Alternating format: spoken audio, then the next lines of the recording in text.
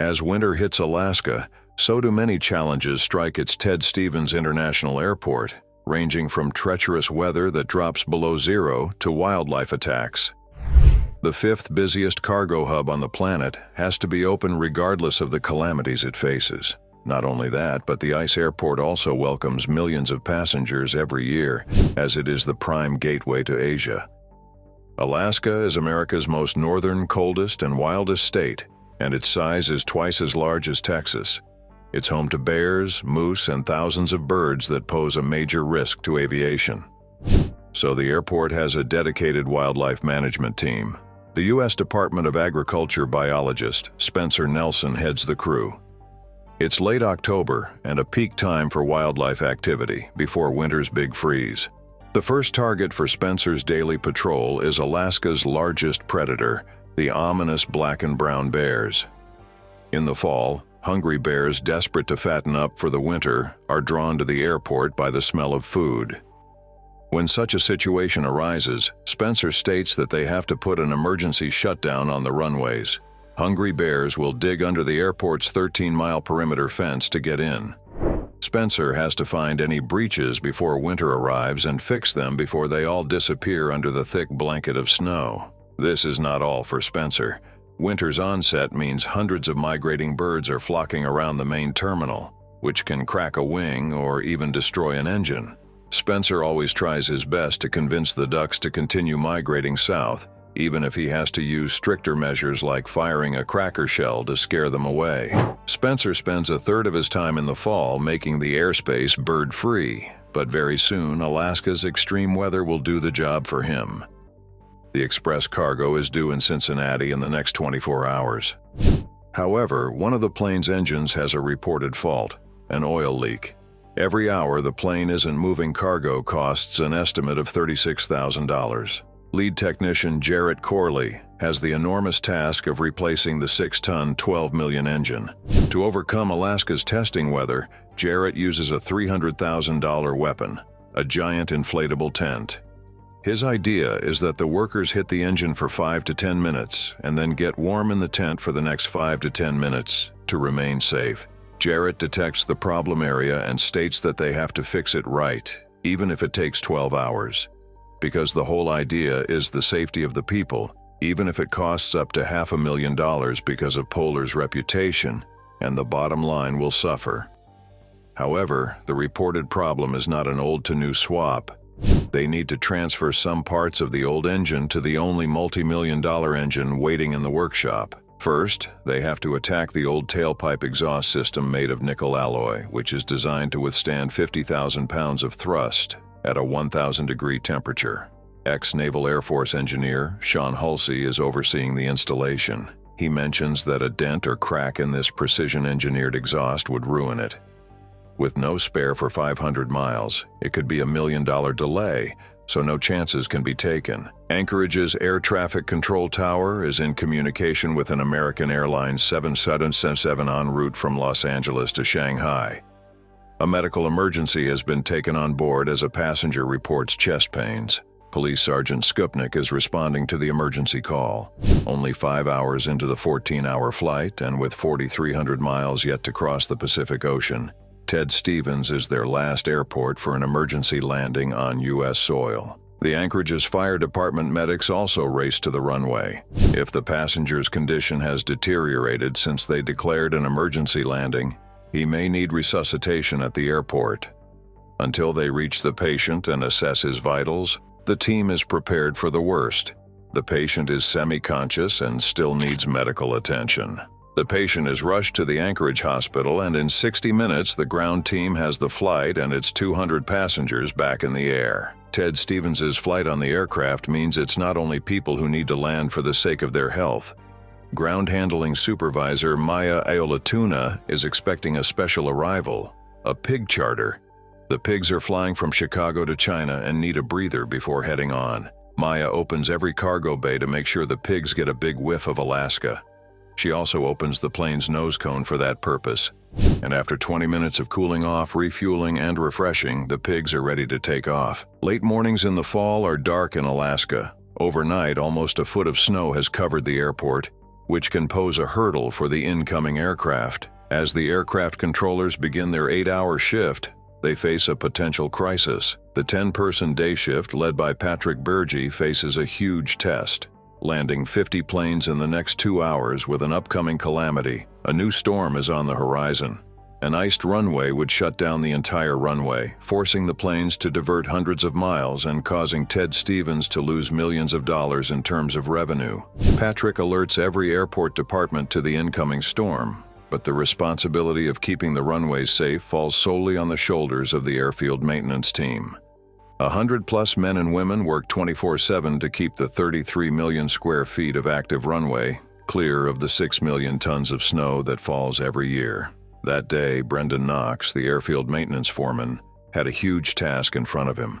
Brendan has 20 years of experience with Alaska's worst weather and $100 million worth of specialized equipment like plows, snow blowers, and de-icers to call upon. In 70 years, the airport has never been closed for weather. The first step is to find out how icy the runway is. Sensors on Brendan's truck check every aspect of the surface conditions. The most critical is surface friction. To the Polar Air 74, the sleeve is attached with 60 bolts, and that single bolt can cause fatal internal failures. Suddenly, Sean drops the bolt. If he is unable to retrieve it, he could have to scrape the engine. Trent Leviti and Nick Angelopoulos must work with the whole team to lower the 6-ton engine safely. Also out on the runway is eagle-eyed Scott Harris from the airport operations team. A 20-year Air Force veteran, Scott wouldn't make the 3 runways operational until they met his safety standards. The most lethal weather the airport can face is freezing rain. When the air temperature is above freezing but the ground temperature is below freezing, a sheet of ice can cover the runway in seconds. Brendan and Scott team up to protect the airport from the upcoming catastrophes. Deploying the $1 million fleet of de-icers is a preemptive measure to keep the airport open. Suddenly, Scott spots that the slick ice has caused a 2-ton roadblock on a route for Brendan's de-icers. A TSA agent's truck is standing as an obstacle, causing the blockage. Soon the truck gets freed and the access road is clear for traffic. Now Brendan's team must race to the runway as 25 aircraft are due to arrive in the next hour. The aircraft waiting to land can only be held for so long before they need to divert, so Brendan throws everything he has at the icy runway. They blast 3,000 gallons of de-icers costing $16,000 onto the 2 miles of the runway, but with planes waiting in the sky, they are not moving fast enough for air traffic control. 12 minutes later, Brendan has done all he can. Air traffic control gives the first plane clearance to land, and until the plane touches down, they are not sure how well the de-icers have worked. Eventually, the team passed winter's first test as the plane landed safely on the de-iced runway. Meanwhile, for the Polar Air 747, the team has to add a steel frame around the engine to catch its enormous weight when it is released from the wing. It is attached by 4 pins. The crew must slot the 4 pins from the frame into the engine to hold it steady. The crew must control the engine, every inch of its journey down into the frame. But still, they are halfway, as the new engine has to be set up in place of the old one. It is also very important to maintain law and order at Ted Stevens, and that's why the airport police has 58 highly trained officers. At midnight, Officer Hoffman is preparing for his night shift when he gets an urgent call that an armed man has entered the airport. Every officer has been called to the gunman's last known location, the South Terminal. However, out of 14,000 faces, the police officers are looking for one. Officer Hoffman has gotten the physical details of that criminal and must scour every inch of the 6-mile airport perimeter. The only clue to his whereabouts is his cell phone. Meanwhile, Officer Becker continues the manhunt inside the terminal. The police are armed with Glock 9mm pistols, but the gunman has twice the firepower. On the radio, Officer Becker gets an update on the latest GPS location that the gunman is outside the airport perimeter. The gunman's last known location is a parking lot on the far side of the airport. Reaching the spot, Officer Hoffman leaves his vehicle to check out all the possible hiding places. It's been 30 minutes, but still clueless. Hoffman asks for a GPS update. He is informed that the culprit just turned himself in at the Providence Hospital. Hoffman is relieved because that night, no trigger was pulled. Meanwhile, in the Polar Air 747, The 1-ton nose cowl is the last piece to be fitted and then can hoist the new engine into the wing. They have to be perfectly synchronized to keep 7 tons of engine safely suspended in the air.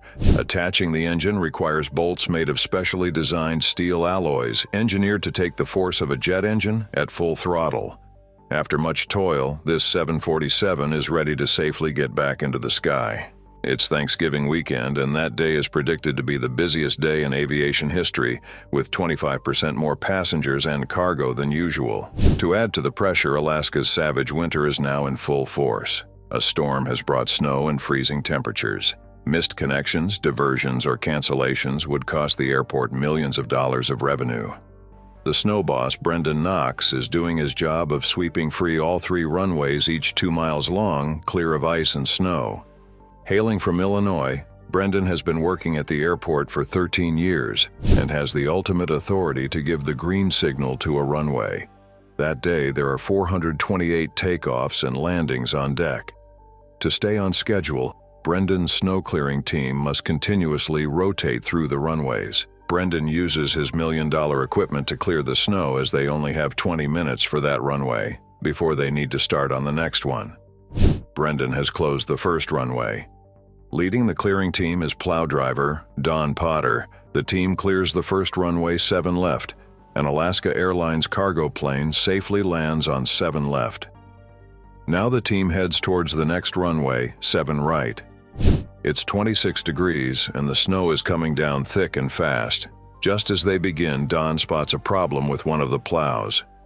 The broom on the 3rd truck is leaving too much snow on the tarmac. With 20 incoming flights in the next hour, Brendan has no option but to send the truck for urgent repairs. Over Thanksgiving weekend, 30,000 passengers pass through Ted Stevens South Terminal. It's a busy time for the airport police. Flight 735 has landed from Seattle. Officer Hoffman has just been reported by Alaska Airlines about some baggage stolen. According to the report, 2 suspects stole 3 bags from a carousel about half an hour ago. The airport has over 700 security cameras trained on every passenger's movements. Hoffman returns to the office to watch the camera recordings. He manages to detect the culprits and heads to the terminal. Hoffman is getting uptight with every passing minute because anytime the suspect can depart from the airport. But it's not just the 6,000 square feet of the terminal he needs to search. With no signs of suspects outside the terminal, Officer Hoffman heads to an area the airport surveillance cameras cannot monitor, the restrooms. However, there are no signs of the thieves, but there is evidence of the crime as Hoffman finds pieces of stolen luggage outside the terminal, with some items stolen from them off course. It has been 40 minutes since the crime and Hoffman spots a possible suspect making his way out of the airport. The man's camo pants match those worn by the suspect, however. The individual is not the person Hoffman is looking for, despite the similar clothing. Through the camera feeds, Hoffman disappointingly finds out that those culprits were long gone from the airport before he even started to investigate. So that day, there won't be any arrests. Maintenance foreman Phil Petrie runs the airport repair shop. 14 mechanics keep 1,300 pieces of vital airport equipment running around the clock. Phil has worked for the last 20 years as a mechanic at the airport. In winter, the snow-clearing trucks are Phil's top priority. 3 feet wide and 24 feet long, the brooms spin at 520 revolutions per minute. The brushes last up to 96 hours in the field. Phil's mechanics have 340 brush cassettes to replace by hand. Phil needs to get Brendan's plow truck re-broomed and back out as soon as possible. Out on the runway, the shorthand plow team keeps grinding. Meanwhile, Phil's mechanics, just as they start the last row of broom cassettes, hit a snag, a dented cassette. Phil is getting a fresh box from the top, which would cause another frustrating delay as outside the snow is falling heavily. The very remote and weather-struck Alaska is home to many wildlife like bears, caribou, and birds of prey that can cause severe damage. U.S. Department of Agriculture biologist Spencer Nelson has the job of keeping wildlife out of the flying zone. That day, Spencer is heading to runway 7, right as an osprey's nest has been found ridiculously close to the runway. These osprey have migrated south before winter. and Spencer has to remove their empty nest before they return in spring. 125 feet up, wind speeds can be 5 times stronger than on the ground, so Spencer is glad that it is Beeve and not him who has to uproot the nest, as Spencer is somewhat apprehensive about heights. A 737 cargo plane was just struck by lightning 500 miles south of Anchorage. Every hour this plane is down costs the company thousands of dollars. Technician Tom Cook is assessing the extent of the damage. Just one bolt of lightning can carry 1 billion volts of electricity. On average, a commercial jet is struck by lightning once every year. A conductive metal mesh built into the skin of the aircraft keeps passengers safe. It guides the powerful electric charge around the fuselage of the aircraft and then out typically through the nose, tail, or wingtips. But all that electricity and heat can still cause severe damage. Tom has discovered extensive damage on the tip of this plane's wing. The wingtips will need to be completely replaced, but that's not all. The lightning bolt, 5 times hotter than the surface of the sun, has caused scattered damage throughout the fuselage. Technicians Ryan Wilson and Jim Williams have to find and fix it. It is painstaking technical work that can only be done by eye. The superheat of a lightning strike can also burn the aircraft's skin.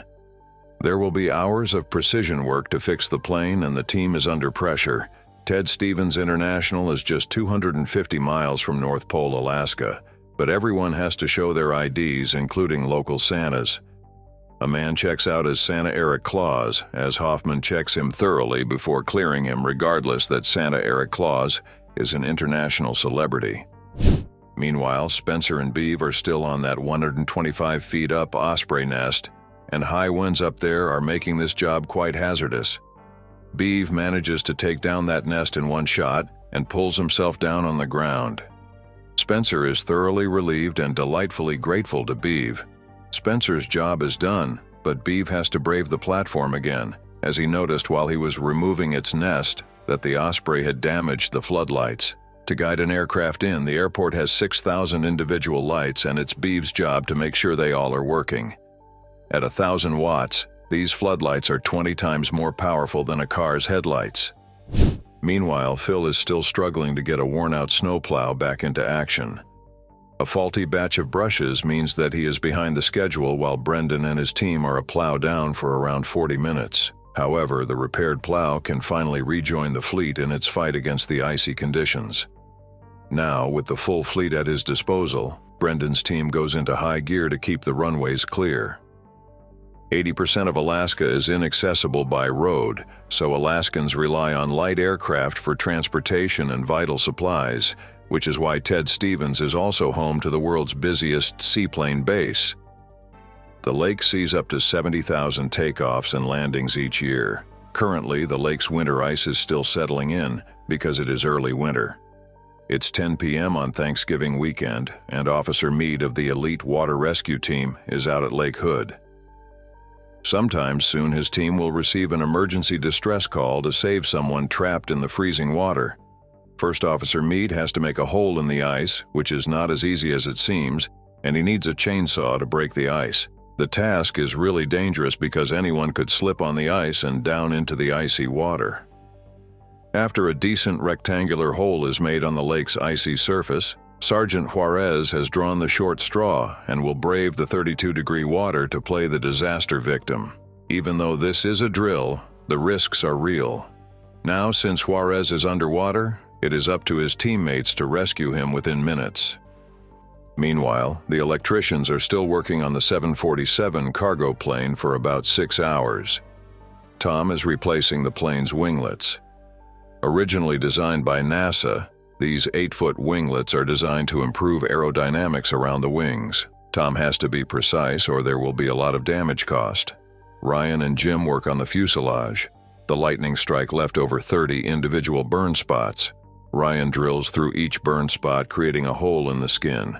Technician Kevin Reddick then uses a high-tech scanner to inspect for hidden cracks in the fuselage using a high-frequency current.